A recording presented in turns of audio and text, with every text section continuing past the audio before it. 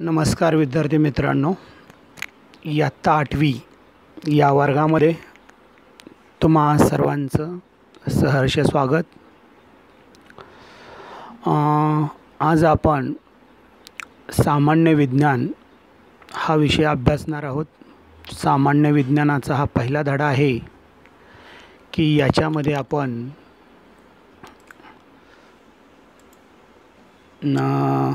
तर स्लाइडच्या माध्यमातून दाखवतोय पहा। पहिला धडा सजीवसृष्टी व सूक्ष्मजीवांचे वर्गीकरण।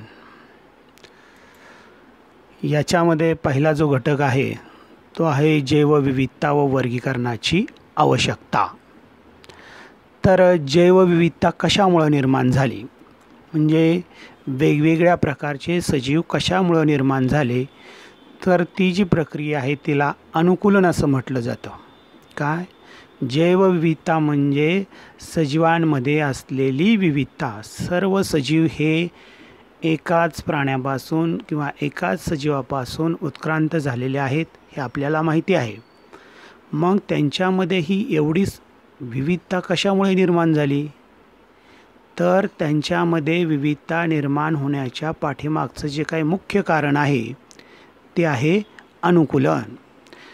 प्राण्यांनी त्यांच्यामध्ये साधलेलं जे काही अनुकूलन आहे, या अनुकूलनामुळे त्यांच्यामध्ये विविधता निर्माण झालेली आहे। वनस्पतींना त्यांच्यामध्ये जे काही अनुकूलन साधलेलं आहे त्याच्यामुळं विविधता निर्माण झालेली आहे। म्हणजे जैवविविधता म्हणजे काय, सजीवांमध्ये असलेली विविधता। आणि ही विविधता कशामुळे निर्माण झालेली आहे, तर ही विविधता जी निर्माण झालेली आहे ती त्या सजीवांनी त्यांच्यामध्ये जे काय अनुकूलन साधलेलं आहे त्याच्यामुळं निर्माण झालेली आहे। आता अनुकूलन साधताना एकाच जातीच्या सजीवातही विविध बदल झालेले दिसतात पहा। तर अनुकूलन म्हणजे थोडक्यात काय, तर पर्यावरणाशी जुळवून घेण्यासाठी सजीवांमध्ये होणारे बदल। आता तुम्हाला याचं एक उदाहरण देतो पहा। तर बर्फाळ प्रदेशात असणारा वाघ आणि जंगलात असणारा वाघ यांच्यामध्ये काय फरक आहे का, तर निश्चितच आहे। बर्फाळ प्रदेशात असणारा वाघ केसाळू आहे, म्हणजे त्याच्या शरीरावरती प्रचंड प्रमाणात केस आहेत। आणि जंगलात राहणारा जो वाघ आहे त्याच्या शरीरावरती एवढे प्रचंड प्रमाणामध्ये केस नाहीत। तर का नाहीत, कारण जंगलामध्ये थंडी नसते आणि जंगलामध्ये थंडी नसल्यामुळं त्याला तेवढ्या केसांची आवश्यकता नाही। याच्या उलट बर्फाळ प्रदेशात असणारा जो काही वाघ आहे त्याच्या शरीरावरती प्रचंड प्रमाणात केस असतात, कारण बर्फाळ प्रदेशात अतिशय थंडी असते। अगदी शून्याच्या खाली त्या ठिकाणचं तापमान जातं आणि त्या तापमानामध्ये त्याला जगता यावं यासाठी, थंडीपासून बचाव व्हावा यासाठी त्याच्या शरीरावरती प्रचंड प्रमाणामध्ये केस असतात। म्हणजे वाघाने साधलेलं काय आहे, अनुकूलन आहे। आणि त्याच्यामुळं काय झालं, तर वाघ हा वाघच आहे, एकाच जातीचा आहे, पण जंगलातला वाघ वेगळा आणि बर्फाळ प्रदेशातला वाघ वेगळा। त्याच्यामुळं त्याच्यात काय झाले बदल।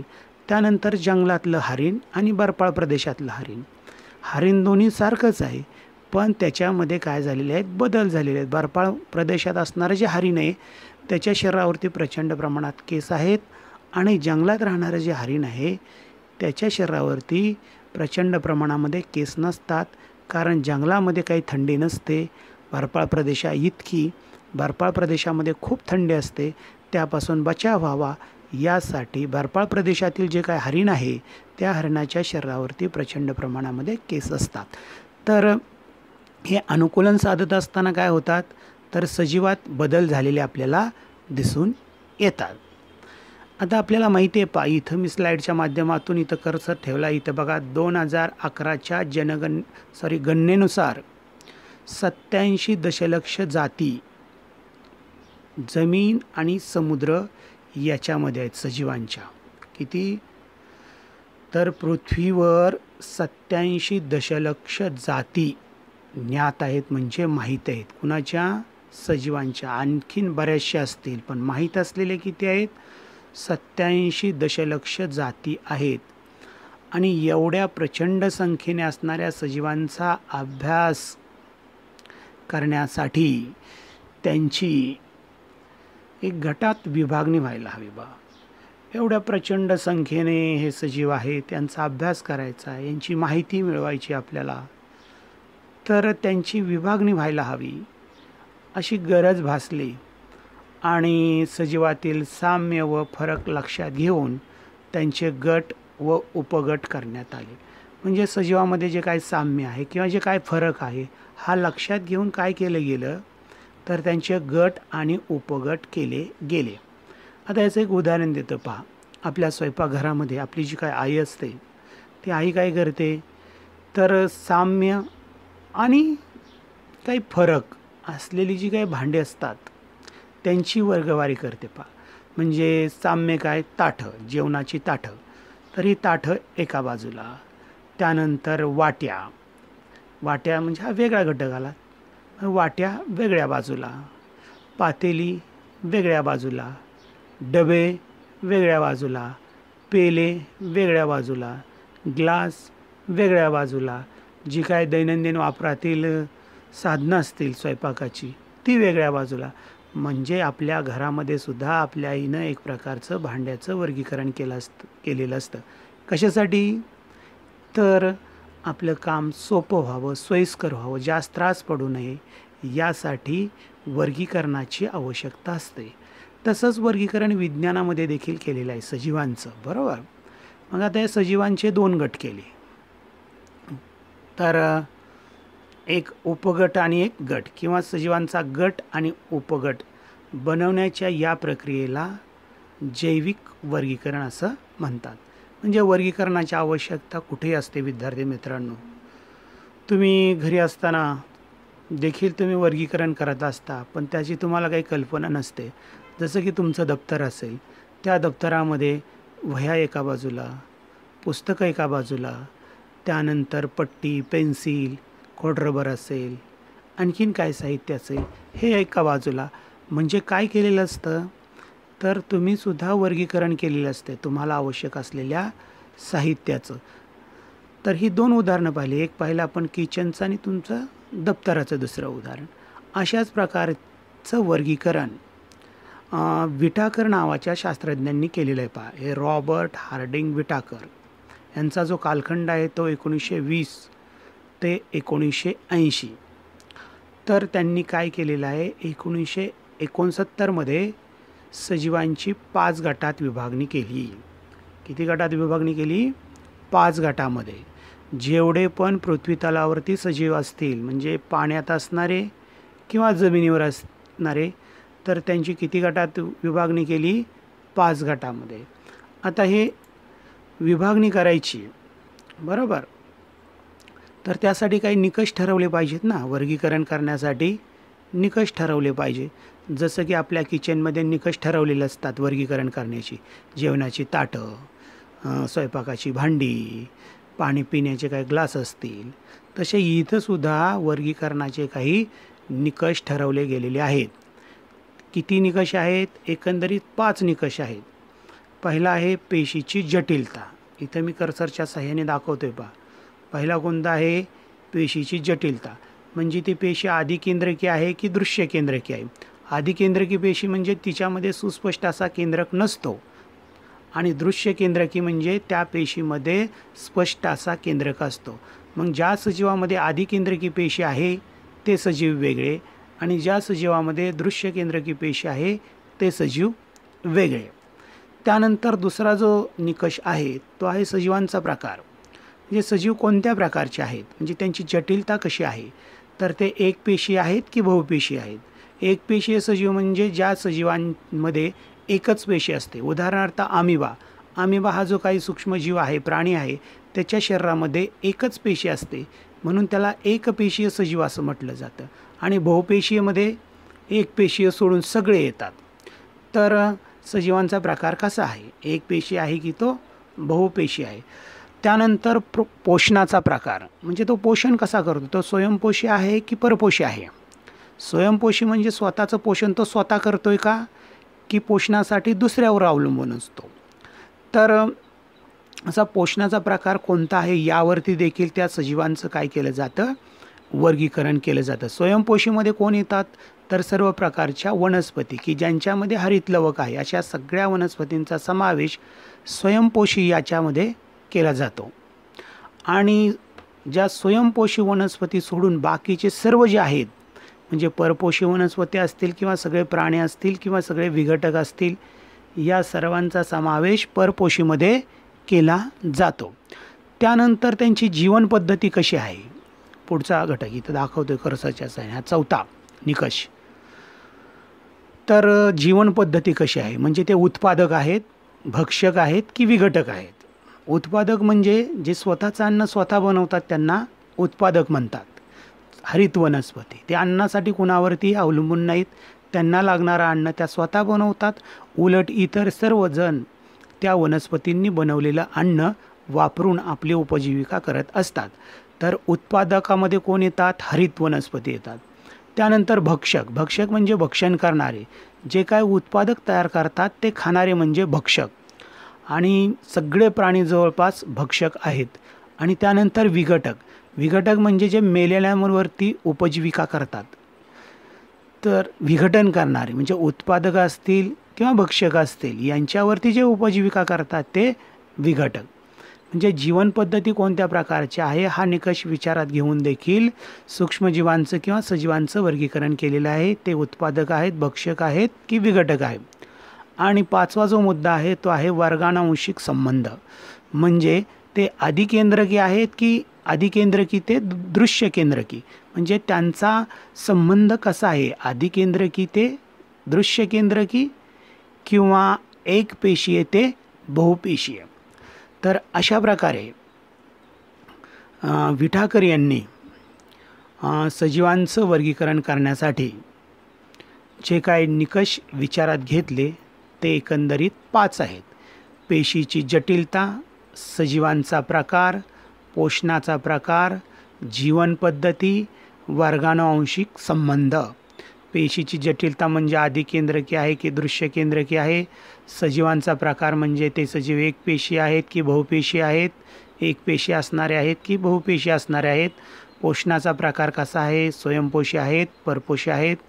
जीवनपद्धती कशी आहे, उत्पादक आहेत, भक्षक आहेत की विघटक आहेत. आणि वर्गानुवंशिक संबंध म्हणजे अधिकेंद्रकी ते दृश्य केंद्रकी, एकपेशीय ते बहुपेशीय. आता इथं पंचसृष्टी वर्गीकरण पद्धती दिलेली आहे. पंच म्हणजे 5, सृष्टी म्हणजे सृष्टी. किती सृष्टी असणार आहे त्याच्यात, 5 सृष्टी असणार आहेत. मी तर कर्सरच्या सहाय्याने दाखवतोय पहा. तर ही जी आहे मोनेरा ही पहिली सृष्टी आहे, इथं दिसते पहा कर्सरच्या सहाय्याने. ही दुसरी सृष्टी प्रोटिस्टा आहे. ही तिसरी सृष्टी कवक आहे. आणि चौथी सृष्टी जी आहे ती वनस्पती आहे. आणि पाचवी सृष्टी जी आहे ती आहे प्राणी.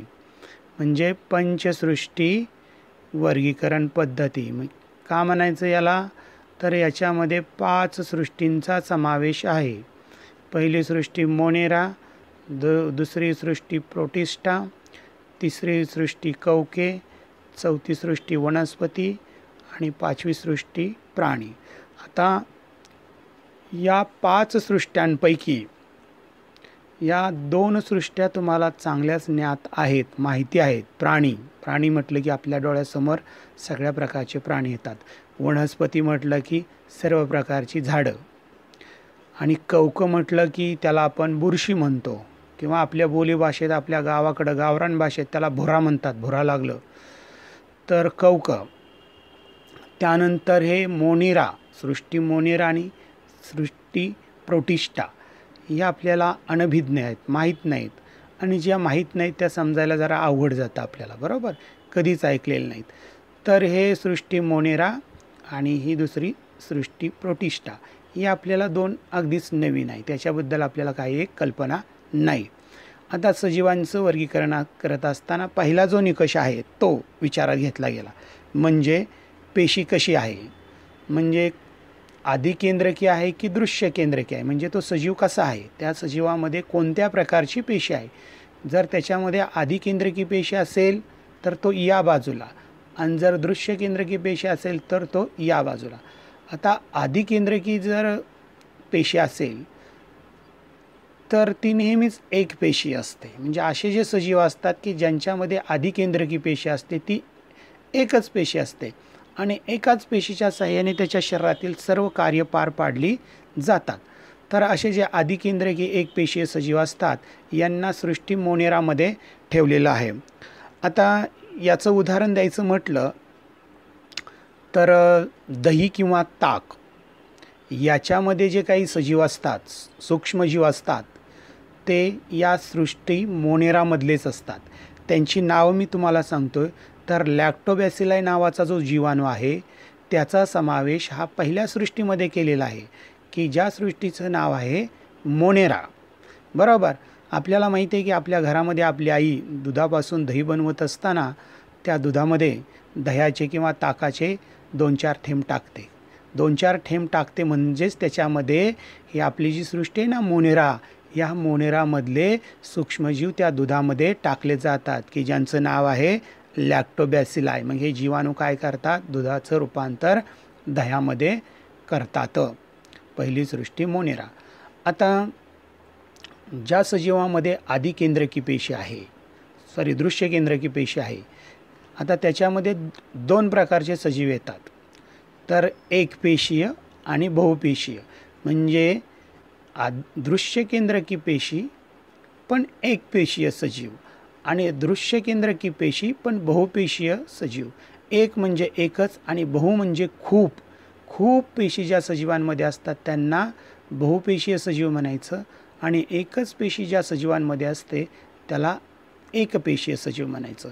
तर जे हे दृश्य केंद्रकी एकपेशीय पेशी असणारे सजीव आहेत ते सृष्टी 2 म्हणजे प्रोटिस्टामध्ये येतात. कोणती सृष्टी? प्रोटिस्टा.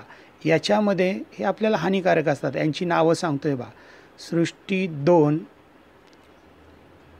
प्रोटिस्टा यांच्यामध्ये कोणत्या सूक्ष्मजीवांचा समावेश होतोय ते मी तुम्हाला सांगतोय.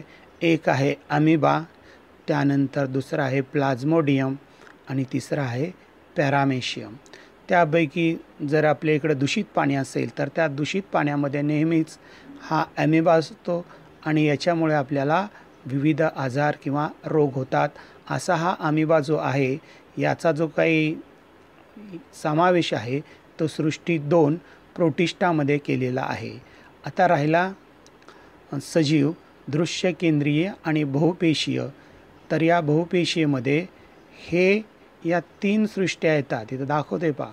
हे हा बहुपेशीय सजीव, 1 कौक, 2 वनस्पती आणि 3 प्राणी. आता जी कौक आहेत ज्याला आपल्या भाषेमध्ये गावाकडं भुरा लागणं, बुरशी लागणं, बुरशी लागल्यास आपण समजतो, ती बुरशी किंवा भुरा दुसरं तिसरं नसून ती काय आहेत? विज्ञानामधील कौक आहेत. बरोबर. आता ही जी कौका असतात ह्या पण वनस्पतीच आहेत पण त्या परपोषी असतात कारण त्यांच्यामध्ये हरितलवक नसतं, त्याच्यामुळं ते प्रकाश संश्लेषण क्रिया करू शकत नाहीत. तर या सर्व कौकांचा समावेश सृष्टी 3 मध्ये केलेला आहे. त्यानंतर सृष्टी 4 हे आपल्याला माहिती आहे. वनस्पती म्हटलं की आपल्यासमोर सगळ्या वनस्पतींची नावं येतील. आंबा असेल, पेरू असेल, चिकू असेल, डाळिंब असेल, बोर असेल, द्राक्ष असेल, कुठली आहे वनस्पती. तर यांच्यामध्ये काय असतात? या वनस्पती पेशींना पेशीभित्तिक असते आणि या प्रकाश संश्लेषण करतात, स्वतःचं अन्न स्वतः तयार करतात. आता कौक किंवा वनस्पती या वनस्पती याच आहेत म्हणून यांना पेशीभित्तिक असते. आणि आपण प्राणी, मानवाचा पण प्राण्यामध्ये समावेश केला जातो. ही सृष्टी 5 आहे. तर आपल्या पेशीला पेशीभित्तिका नसते. तर आपण हे सजीवांचं वर्गीकरण अभ्यासलेलं आहे. हे जे वर्गीकरण आहे याला म्हणायचं पंचसृष्टी वर्गीकरण. कारण यांच्यात 5 सृष्टींचा समावेश आहे. मोनेरा, प्रोटिस्टा, कौक, वनस्पती आणि प्राणी अशा 5 सृष्टी याच्यामध्ये आहेत. त्याच्यामुळे याला म्हणतात पंचसृष्टी वर्गीकरण पद्धत. हे याचे निकष पण आपण अभ्यासले. त्यानंतर जैवविविधता अभ्यासली, वर्गीकरणाची आवश्यकता अभ्यासली. विद्यार्थी मित्रांनो, घरी तुम्ही याचा व्यवस्थित अभ्यास करा त्यानंतर हा जो चार्ट आहे पंचसृष्टी वर्गीकरण पद्धतीचा चार्ट, असा चार्ट तुम्ही एका कार्डबोर्डवर काढून किंवा एका तक्त्यावरती लिहून काढून तो तुम्ही ज्या ठिकाणी बसता उठता अभ्यास करता त्या ठिकाणी हा चिटकावा. याची तुम्हाला वारंवार पुढेही आवश्यकता भासणार आहे. तर तुम्ही याचा आणखीन व्यवस्थित अभ्यास करा आणि वहीमध्ये याच्यावर आधारित असलेली प्रश्न उत्तरे लिहून काढा.